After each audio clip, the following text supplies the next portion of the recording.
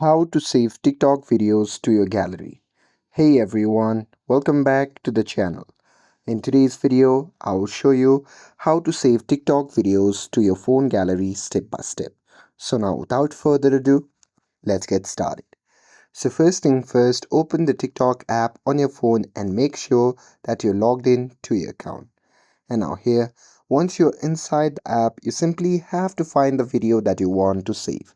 And here, once you have found it, simply tap on the share icon shown in the bottom right side of the screen. When once you tap on it, a pop-up menu will appear. From that menu, you can see the option labeled as download.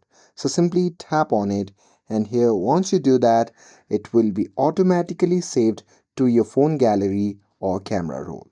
And that's it. That's how you can save TikTok videos to your phone gallery. With this, if you found this video helpful, then don't forget to like, share, and subscribe to get updated for more videos.